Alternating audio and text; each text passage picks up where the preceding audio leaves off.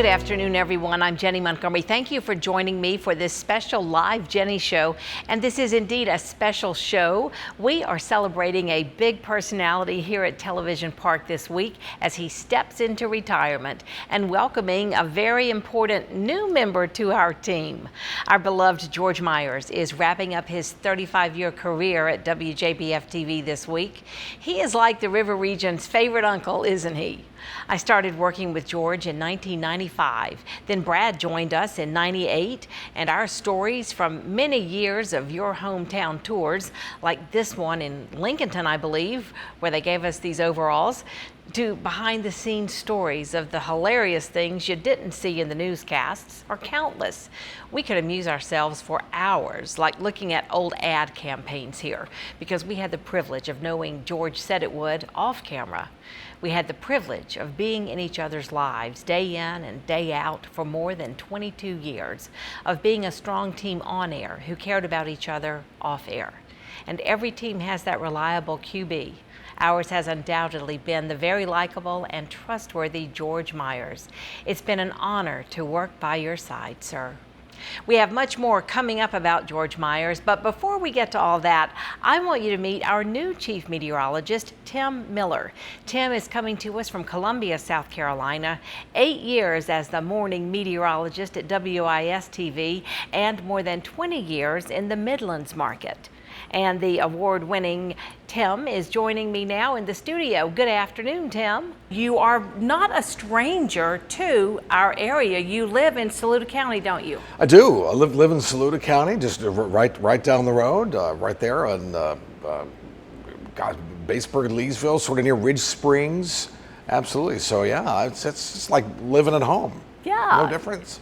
So the biggest difference for you is going to be changing your alarm clock, because we're going to be bringing you to the dark side. You're going to join the night side. Let me tell you, I'm so excited about that. I'm so excited about so many things, not only joining you all and being here, but the fact that I don't have to wake up at 1 o'clock in the morning anymore. Oh, yeah. Y'all, let me tell you, that's going to be such a change. You do the mornings and people think, well, you just sort of waltz in like around 4 o'clock, and when you tell them that you wake up at 1 o'clock in the morning, they're like, they just can't believe it. Right, because those maps just don't magically happen. You have to build your maps. I wish, I wish they would. And I know George knows this as well. Yeah, when we doing a forecast, you have to, all the graphics we put together, like all the numbers and the maps and the lows and all the stuff, all that's, that we have to do.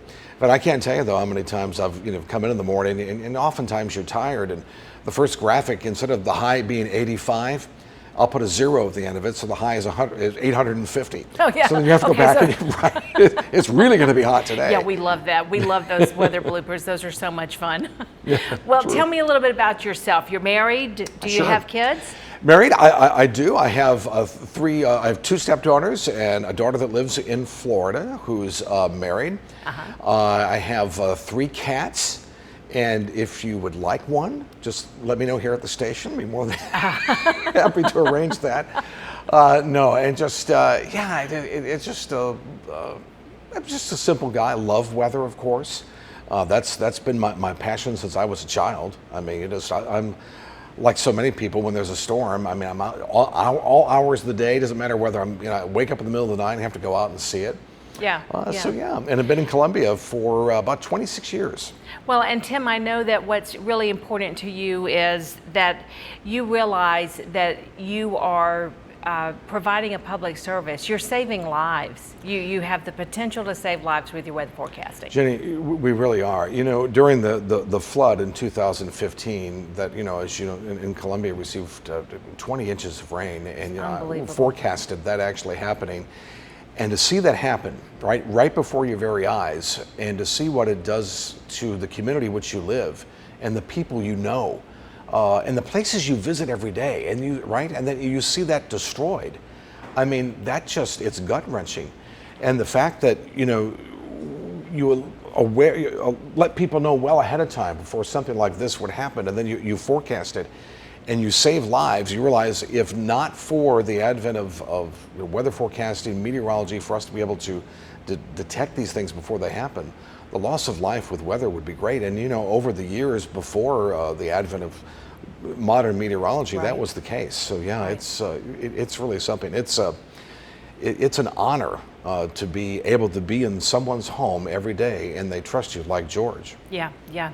You know, it's really interesting talking about the event in 2015. Here, we had the flooding on our river, especially on the Savannah, and so many people went to the river, and you could see the flooding in the river walk, and the whole lower part was closed, and the Jesse Norman Amphitheater, you know, you couldn't see the lower levels of the bleachers, and that was also interesting, the parking lots that were flooded. But to think just an hour up I-20, what was happening in Columbia, it was unbelievable. It really is. What happened so close to us that was so devastating in Columbia. Right, and we often, I've had so many folks say, well, you know, you're Augusta, it's the same weather as Columbia, and you know, it's similar, but it's very different. Yeah. You know, here in Augusta, in the CSRA, you know, we're about 200 feet lower in sea level than Columbia, and we're certainly a lot lower than we are in Atlanta.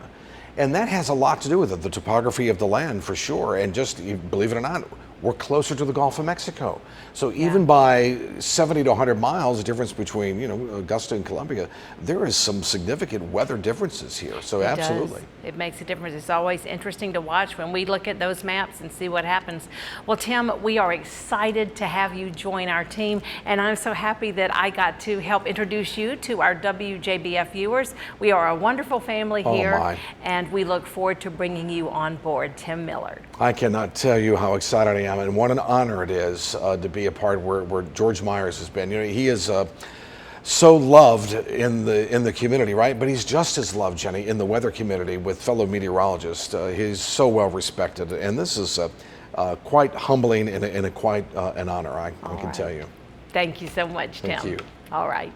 Well, up next on Jenny, weather forecasting, as we've been saying, is serious business, and some of our viewers get annoyed when programming is preempted, but they know that it can make a difference. Meet one woman who says she knows firsthand how important those weather warnings are. Don't go away.